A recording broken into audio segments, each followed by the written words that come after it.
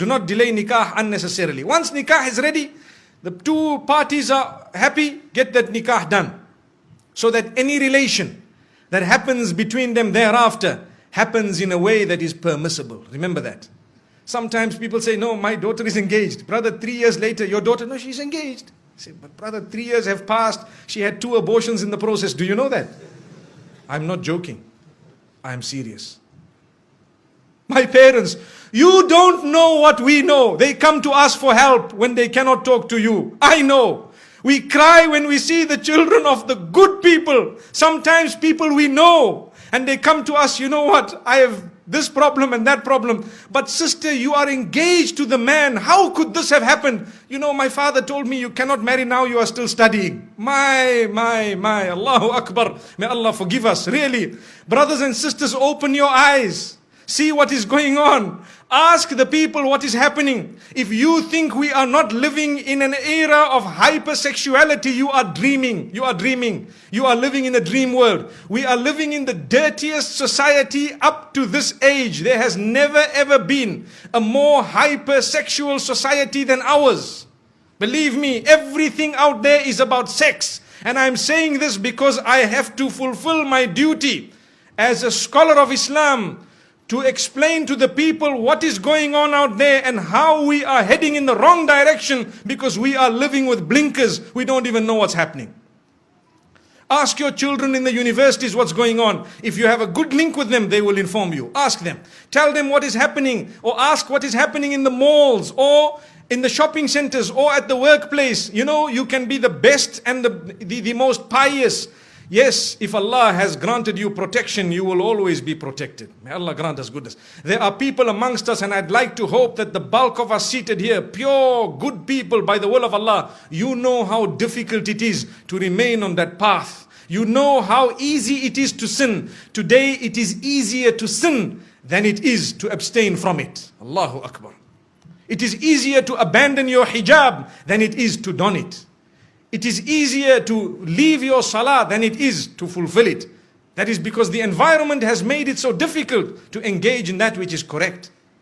But my brothers and sisters, this is why I say do not delay nikah. It's not just my statement, it is a teaching that has come to us from the best of creation. Don't delay it.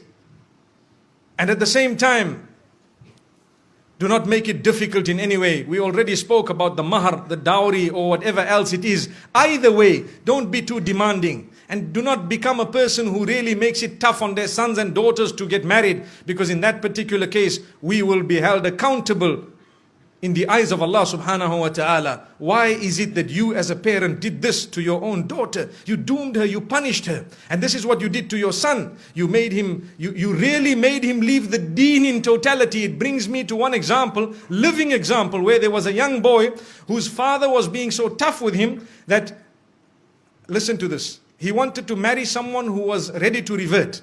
So his father told him, no, not over my dead body. What am I going to tell my friends and society, my brothers and my sisters, my this, my that? Brother, izzah is from Allah. Your status is from Allah. If you had embraced this, it was going to be much better. So you can explain to your friends and your family, look, you know, I tried my best, but today's society, you know, sometimes the children are doing their own thing and we have to try our best, saddidu wa qaribu, to make the most of what it is and to guide them as best as possible. And, you know, we will see how best they can manage. But instead of that, this father chose to say, over my dead body. So what did the son do? He asked for help from some of the scholars and so on. And sometimes there is a limited amount of help you could actually offer, because if a man is being stubborn, you cannot really win. So after some time, he converted and left the fold of Islam and gone. Why? Because to him, the child was lost. And the father is still proud of his action. I don't mind if he became a non-Muslim, but at least nothing happened against my will. And he told his family members, you know, your children, if they want to do the same thing, you should also engage in this type of thing. How? The woman was ready. So I had an opportunity to address this young boy. And when I spoke to him, he told me something that is really a question of the age. When I say question of the age, I mean sometimes the mind starts asking these questions. He said, you know, this woman is such a good woman that I married. She has so many good characters and conduct. She told me I'm ready to do anything. You know, I explained to her about the little I know about Islam and she was ready.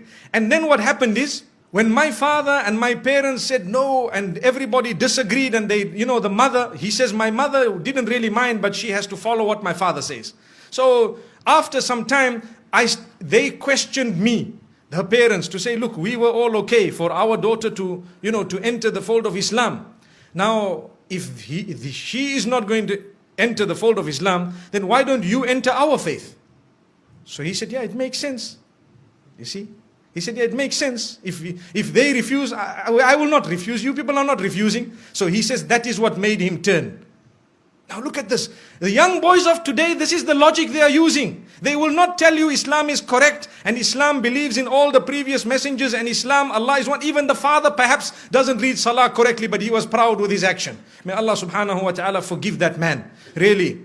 We tried very hard, but to be honest with you, it is only Allah who can bring people back. That's why I say it is foolish. Sometimes you might lose your child totally. Rather you lose them 20%.